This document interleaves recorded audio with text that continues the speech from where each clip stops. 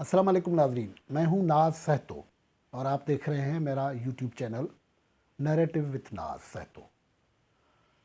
जैसा कि आपके इल्म में है कि सेनेट के इलेक्शन के सिलसिले में इस वक्त सब सियासी पार्टियां अपनी अपनी सफ़ों को ऑर्गेनाइज़ कर रही हैं, लेकिन जो हुकूमती पार्टी है पीटीआई और उसके इत्तेहादी, उनका सिंध में कम अज़ कम ये हाल है कि वो आपस में टकराव में आ गई हैं और सूरत हाल काफ़ी उलझाव की तरफ जा रही है। सिर्फ यहाँ नहीं बल्कि मुल्क की सतह पे ये सूरत हाल है कि पीटीआई को जो नॉमिनेशंस हैं कैंडिडेट्स के, उस सिलसिले में भी मुश्किलात का सामना है। ऐसी मुश्किलात सब जगह होती है, लेकिन पीटीआई को ज़्यादा मुश्किलात हैं।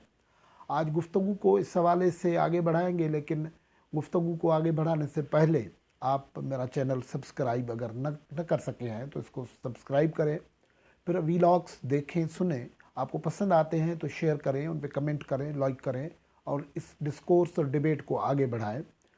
तो हम गुफ्तगू कर रहे हैं कि ये सेनेट का इलेक्शन जो है, उस सिलसिले में जो इनसिक्योरिटीज़ हैं खान सरकार की, कप्तान सरकार की, वो उससे ही आया है कि वो कई ऐसी जगहों पे मुख्तलिफ़ किस्म के एक्शन उठा चुके हैं जिनसे उनका खौफ और इनसिक्योरिटी ज़ाहिर होता है। सबसे बड़ा जो कदम उन्होंने उठाया है वो तो ये है कि सदारती आडी जो रेफरेंस है वो उन्होंने किया है सुप्रीम कोर्ट में, और वो सरकार से चाहते हैं, सुप्रीम कोर्ट से चाहते हैं कि वो उनको रास्ता दे कि वो ओपन शो ऑफ हैंड्स के वसीले ये जो इलेक्शन है वो करवा सकें।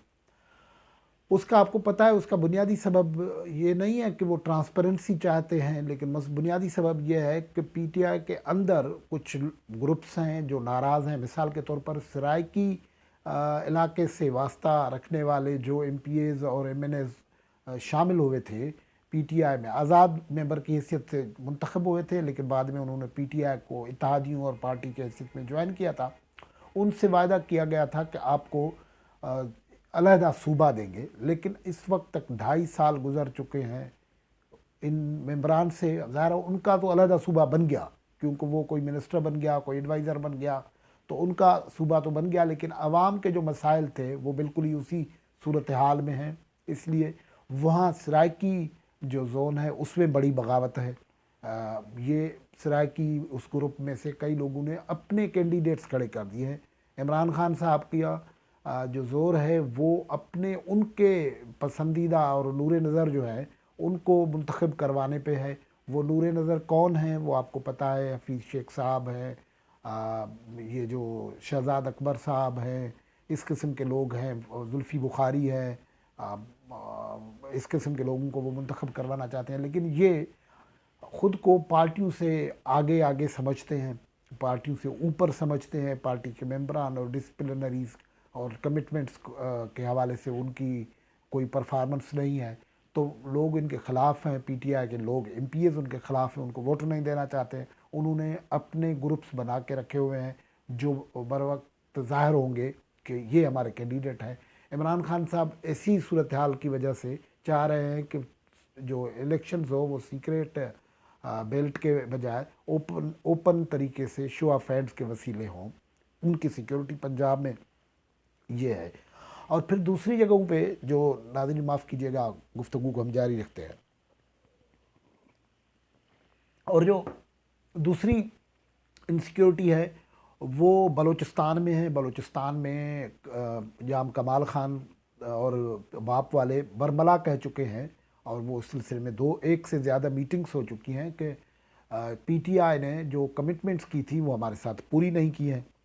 वो बाप के सिर्फ बलूचिस्तान में मेंबर्स नहीं हैं, लेकिन वो के असेंबली में भी कुछ मेंबर हैं, उनको वजारतों में एडजस्ट नहीं किया जा रहा। हमने पीटीआई को उनकी स्ट्रेंथ से ज़्यादा बलूचिस्तान में एडजस्ट किया है, तो वो अपना रास्ता बना रहे हैं। तो केपी के में जहाँ इमरान खान साहब दूसरी मरतबा पावर में है, वहाँ खुद थ्रेट वाली सूरत हाल पैदा हुई हुई है। केपी के से ताल्लुक़ रखने वाले पीटीआई के एमपीएस जो हैं, उनको जो ग्रुपिंग है अंदर, उस ग्रुपिंग की वजह से वो उनके पसंद नापसंद के मसाइल हैं, उन्होंने अपने ग्रुप्स बनाए हुए हैं, वहाँ भी खान साहब को मुश्किलात हैं। पंजाब में जैसे सराइकी वाला तो अलग मसला है, लेकिन कई नाराज़ लोग जो हैं वो मौजूद हैं। اور اسی درمیان میں یہ جو آصف زرداری اور پی ڈی ایم کی پالیٹکس ہے، جو اب مولانا فضل الرحمان کہہ چکے ہیں کہ ان کی خواہش ہے کہ جوائنٹ کینڈیڈیٹس لائے جائیں، اس میں کئی رابطے ہیں، واسطے ہیں، وہاں سے توڑ پھوڑ ہو سکتی ہے، تو وہ کچھ ممبران ادھر آ سکتے ہیں، یہ وہاں صورتحال ہے۔ لیکن جو سب سے دلچسپ صورتحال ہے وہ ہے سندھ میں پی ٹی آئی کی جو ممبرز ہیں ان کا لیڈر آف اپوزیشن ویسے فردوس شمیم نقوی صاحب تھے، لیکن پی ٹی آئی کے اندر سندھ میں ایک نہیں، دو نہیں، تین، چار گروپس کام کر رہے ہیں۔ سندھ اسمبلی میں حالم عادل شیخ کا علیحدہ گروپ ہے، اور خرم شیر زمان کا علیحدہ گروپ ہے، شمیم نقوی صاحب کا علیحدہ گروپ ہے۔ شمیم نقوی گزشتہ کئی دنوں سے اسے گھیراؤ کیا ہوا تھا، وہ ناراض تھے، انہوں نے ایک مرتبہ ایک ویڈیو بنائی، وہ رکھی، اور انہوں نے گیس کے بندش کے حوالے سے تھی، اور انہوں نے خود کہا کہ ہماری حکومت کو، عمران خان صاحب کی حکومت کو کچھ شرم آنی چاہیے، کچھ حیا آنی چاہیے اس کے اوپر کہ وہ لوگوں کو خدمت نہیں کر رہے ہیں۔ اس کے اوپر ان کے خلاف نہ صرف کارروائی ہوئی، لیکن گروپ بندی کی وجہ سے اندر جو گروپ تھے انہوں نے عمران خان صاحب کو کافی ان کے متعلق بھڑکایا۔ اب صورتحال ایسی ہو گئی کہ ان کو استعفیٰ دینا پڑ گیا لیڈر آف اپوزیشن کی حیثیت سے۔ انہوں نے استعفیٰ دیا، تحریری طور پر دیا، وہ اسپیکر کو نہیں دیا، انہوں نے واٹس ایپ پہ بھیج دیا۔ یہ میں انسائیڈ کی خبر بتا رہا ہوں، یہ میرے پاس ان کی ریٹن موجود ہے۔ انہوں نے بھیج دیا وزیر اعظم صاحب کو۔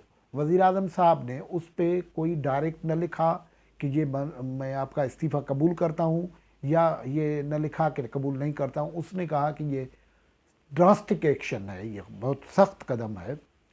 وہ شمیم نقوی صاحب نے جب تک یہ جواب آیا تب تک یہاں تو پی ٹی آئی کے لوگ ہی اندر تیار بیٹھے ہوئے تھے، انہوں نے ایک بغاوت کر دی، پی ٹی آئی کے اندر توڑ پھوڑ شروع کر دی۔ انہوں نے ایک موو کیا اور انفارملی حلیم عادل شیخ کو انہوں نے مقرر کر دیا کہ یہ ہے ہمارا لیڈر آف اپوزیشن۔ اس سلسلے میں صرف یہ نہیں ہوا، بلکہ انہوں نے یہ کام کروایا کہ جی ڈی اے سے رابطہ کیا، جی ڈی اے کے 14 اسمبلی ممبرز ہیں، ان سے بھی ایک درخواست جو ہے لیڈر آف اپوزیشن کی چینج کے لیے لکھوائی۔ 14 نمبرز ان کے ہیں، ان سے سائن لی۔ 30 نمبر ہیں پی ٹی آئی کے سندھ اسمبلی میں ممبرز کے، فردوس شمیم نے تو ظاہر سائن نہیں کی، لیکن 29 اور ممبر جو ہیں انہوں نے سائن کر لی۔ اب مسئلہ یہ ہے، یہ پتہ جب پڑا ان کو، ان کے اتحادی اور نامی گرامی اپنے جو لوگ ہیں اس صورتحال میں، اب سب سے پہلے اتحادیوں کے پیچھ میں چھرا گھونپنے کی روایت کو جاری رکھتے ہیں وہ ہیں ایم کیو ایم، متحدہ پاکستان۔ انہوں نے مطالبہ یہاں شروع کر دیا کہ رپھڑا جس کو کہتے رولا پا دیا، وہ رولا پا دیا، اور وہ کہنے لگے کہ بھائی ہم سے تو یہ وعدہ تھا کہ 2.5 سال جو ہے وہ لیڈر آف اپوزیشن رہے گا M Q M P T I سے، 2.5 سال بعد والے جو ہیں پی ٹی آئی کو ملیں گے، یہ لیڈرشپ تو ہمیں ملنی چاہیے۔ وہ ان کی درخواست پہ سائن نہیں کر رہے ہیں۔ اب 43 ممبر کی درخواست لکھی ہوئی پڑی ہے۔ یہاں ایم کیو ایم نے پھر کہا ہے کہ اچھا یہ جو کوئی مفت کا کام تو نہیں ہے، اس لیے اب یہ ہے کہ آپ ہمیں 2 سینٹ کی سیٹیں دے دیں۔ اب پی ٹی آئی چاہ یہ رہی تھی کہ اس نے جی ڈی اے میں کچھ لوگوں کو وزارتیں دی ہیں، کچھ اس کے 30 ممبر ہیں، ایم کیو ایم کے 21 ممبر ہیں، ان کو 2 سیٹیں دیں، ہم کیا لیں؟ مطلب 1 یا 2 پیپلز پارٹی، خطرہ یہ ہے کہ خود ان میں سے کچھ لوگ ٹوٹیں گے، پیپلز پارٹی کی 7 سیٹیں ہیں، وہ کہیں 9 نہ ہو جائے، تو پھر 2 اگر ان کو دیں تو ہے ہی 11 سیٹیں سینٹ کی، تو وہ تو ساری چلی گئی، تو پھر پی ٹی آئی خان صاحب کا جو سینٹ میں اکثریت حاصل کرنے والا خواب ہے وہ پورا نہیں ہوتا۔ اب یہ ہے کہ ایم کیو ایم ان کو مسلسل پریشرائز کر رہا ہے کہ اگر آپ ہمیں لیڈر آف اپوزیشن کا عہدہ نہیں دیتے، وہ دے ہمیں۔ اب وہ پی ٹی آئی یہ 2 عہدہ دے نہیں سکتی کیونکہ GDA M Q M پہ متحد نہیں ہے کہ اس کو لیڈر آف اپوزیشن بنایا جائے۔ جی ڈی اے کہتے ہیں ہم کوئی مفت میں تو نہیں بیٹھے ہوئے، اگر یہ صورت ہے تو پھر ہمیں کیا ملے گا، اور وہ اگر ان کو یہ نہیں دے رہے ہیں تو یہ لیڈر آف اپوزیشن کی پوزیشن نہیں دے رہے ہیں، تو پھر وہ کہہ رہے ہیں کہ 2 سینٹ کی سیٹیں دے دیں ہمیں۔ اب وہ 2 سینٹ کی سیٹیں دیتے ہیں تو خان صاحب کا جو اکثریت حاصل کرنے والا سینٹ میں خواب ہے وہ پورا نہیں ہوتا۔